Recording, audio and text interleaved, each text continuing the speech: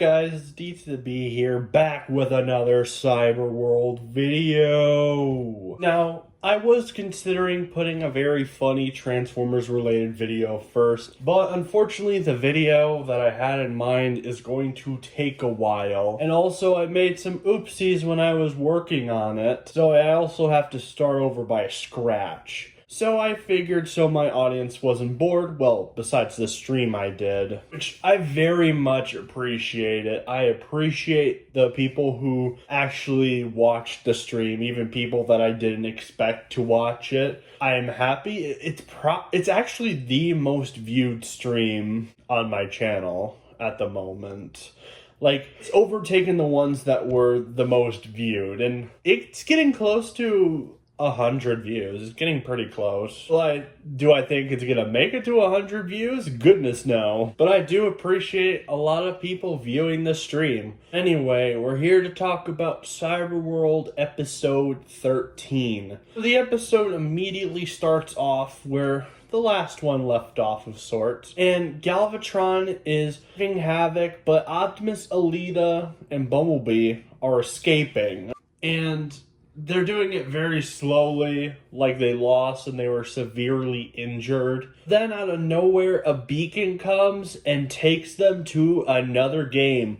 Wow, what a great way for our heroes. Barely have any Energon left because of the stupid Galvatron vampire. And then just be dragged into a whole new challenge. And pretty much everybody that we've seen in the show so far is there. We got Optimus, we got Alita, we got Bumblebee, we got Megatron, we got Grimlock, we got Starscream, Jet Mirage, and Skybite. Megatron says how fortunate all the bots that I need to kill are all in one place, including Starscream, who finally decided to leave his city, where then Starscream says, "Insolence! I control a whole region, Megatron!" Then Megatron tells him, I have a game to win. And then the challenge begins immediately, where then the Autobots and the Decepticons are hopping on the platforms to get to the singular button. We start with B, who first hops on a red platform, almost falls to his doom. Dang, we were so close. And then we see the other characters hopping on the buttons, but then, of course, Megatron makes it to the main platform with the button. And we get to find out what happens when you press the button. Megatron presses the button, and the whole Cyberworld timeline is wiped from the Transformers multiverse. And all the multiverse cheered in victory, and they lived happily ever after. And hold your date to the beat, that is not what happened. Crazy delusional Transformers Cyberworld fan? Who knew you were gonna be in here? We haven't seen you in forever in these reviews. Yes, I, crazy delusional Cyberworld fan, has returned. Stop spreading this misinformation about the show. We know that is not what happened. Yeah, I know. I just like to think of the good timeline. Exactly, you're a big fat... Wait, what? Anyway, continuing on with the review. So, the actual thing that happened when Megatron pressed the button is nothing really happened. Megatron didn't end up winning. He ended up just fueling the characters with an energy boost treat. And all the characters are very appreciative that Megatron did such a thing. But he is frustrated by this, so he ends up staying on the platform and guarding the button. Now, man, this... my god. It would have actually been more funny and a bit more thrilling of sorts if the program actually booted Megatron back to where he was, because now he's just standing on the platform with the button so no one else can get to it. Of course, Megatron tries pressing the button when Jet Mirage is coming, but of course it's doing nothing. And of course, Alfred, Mirage, don't call me Megs. Then Optimus states the obvious and says Megatron will not let anyone go by the button. Well, yeah, duh, that's what happens when the writers don't think that they should just zap him back to his designated spot like an actual video game would. D to the B, just let the show happen and shut up. Let me keep talking. So then Starscream tries to get the upper hand on Optimus, but that fails. And then Starscream chases Optimus to the next platform with a double-sided spear. I mean, that's kind of cool. I'll give you that. And Optimus says that... Wait, Starscream, listen to me. Megatron is behind all of this. You're trapped just the same as us. Our fight is with him, not each other. What is happening here is far beyond the short-sighted machinations of someone like Megatron. But then Starscream agrees to help Optimus, so they get to the platform. Then he says, the enemy of my enemy, and then doesn't finish the actual quote itself. Then Optimus charges at Megatron, and Megatron's like...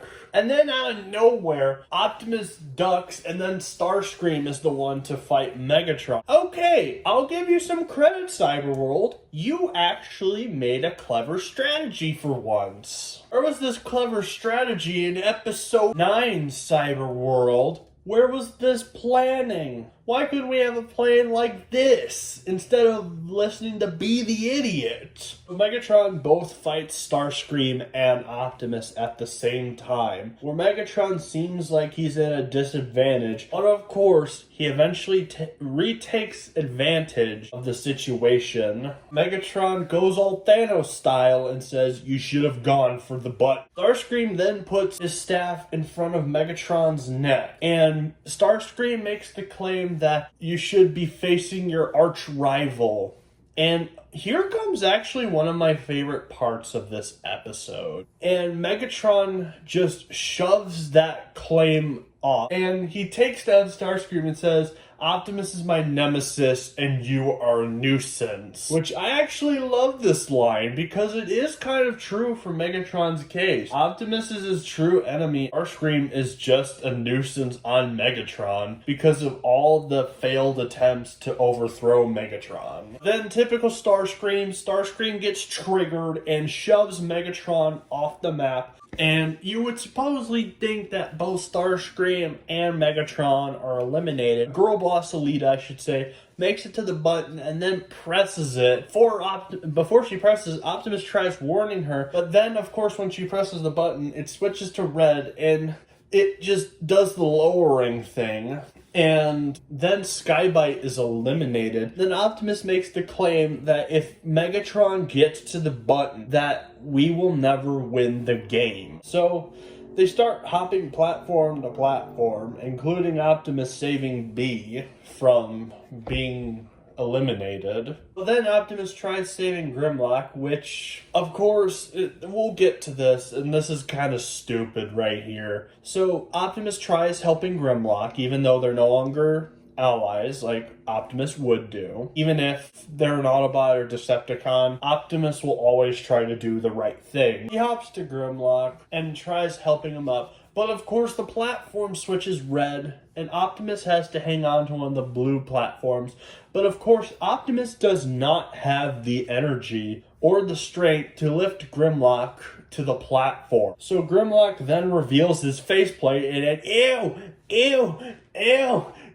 Now, I do have to say something. So, you remember episode 9 where they revealed Grimlock's face? Yeah, they decided to do it again, but of course, they do it in completion this time. Or, I should say, they completely changed his face. This is not the face that he had the episode 9 at all. There might be a chance that Cyberworld changed his face because of heavy feedback from how much people did not like the Grimlock face. Which I appreciate them for doing, but at the same time, this face is worse. And I know you're like, how could this face be worse? Well, at least with the other one, it still matched the same colors as the faceplate face, but this one just completely, like, if you could tell, you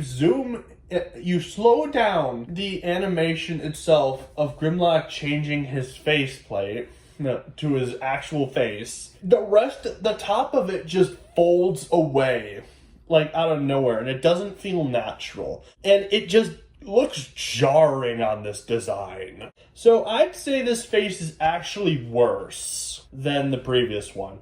I think the first one is still bad, but it's not this bad. Honestly, this Grimlock shouldn't have a face. They thought they could try the whole Cyberverse strategy. Grimlock having a normal face and then his iconic face in that continuity being his battle mask. That worked for that continuity. It doesn't work here. It even looks similar to his Cyberverse face a little bit. And then also, just to make this moment even stupider, Grimlock says, Win requires sacrifice. Let me go. and then he falls off. Okay, so this build-up absolutely makes no sense whatsoever. In the last episode that we saw Grimlock split from the Autobots because of their failed plan to deal with Scorponok. And now you're telling me, even though Grimlock had a whole disagreement and left the team because of it, he's just like, I will sacrifice my stuff for you, Optimus, even though we were complete rivals a couple episodes ago. Go, Slug. I hope saving Little One was worth when Megatron turned you all to scrap. 2 hours later. Win requires sacrifice. Let me go.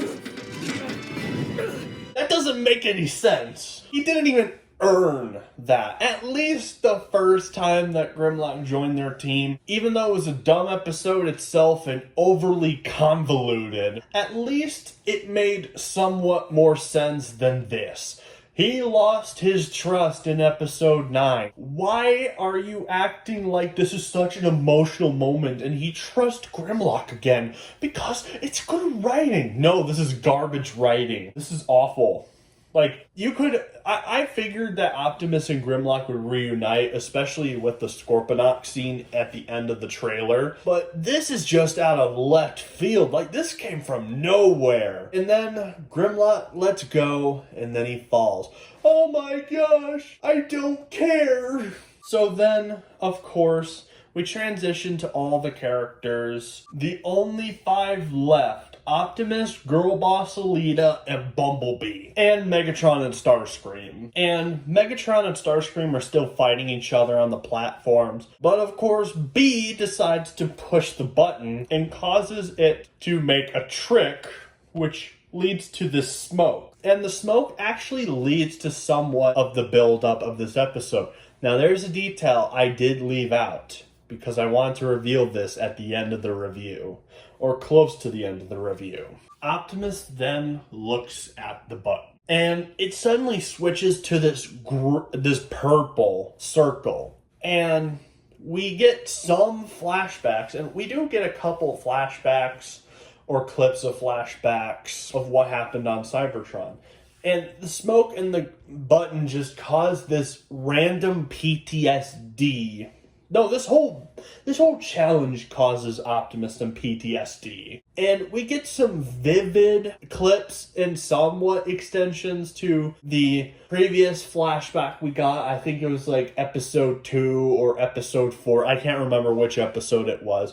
But this episode maybe has me a little bit thrilled. Why? Because we might actually be getting some answers to this show. Mostly everything has not been explained in this continuity. Like, who brought them into the challenge? What was that power-up that got destroyed, which is now completely useless to the entire show because it's gone? What are these strange locations? How does this world work? How is there no health bar? There are so many questions to be asked. A friend of mine justified the health bar one with saying it's not like the Jumanji movie. But even then, those are still a health bar, buddy. Nice try. They're kind of like the Crash Bandicoot bucks. So yeah, nice try, buddy. Nice try. Then B snaps Optimus out of his PTSD, and then we realize that Megatron and Starscream are gone, and they all are the winners, gaining some Energon back. And then they get zapped back to where they were before, and then Optimus is still there on the ground of where they were before, because before the challenge took them. And he's still having these rapid flashbacks and PTSD moments of what happened before they entered Cyberworld. So yeah, we might actually be getting some answers to what's going on and who took them and what happened before they landed in the world of Cyberworld. We are getting some answers. And I hope they kind of keep building up this PTSD thing, and then they don't forget about it the next episode. I'm really hoping they don't, because we should be getting some answers, and who knows, maybe add some more context to this show. I don't think it will entirely fix the series. The series is still garbage, but at least we get to know a bit more. That's what matters. I mean, it's an improvement over the Disney trilogy of Star Wars, no doubt about it. But that is if they follow through what they left in this episode. And that's about it for this review. I did not like this episode whatsoever. It's just another filler episode, except for the PTSD moments, which is like the only thing, or one of the only things to compliment about this episode. But anyway, as usual, always criticize and rise up.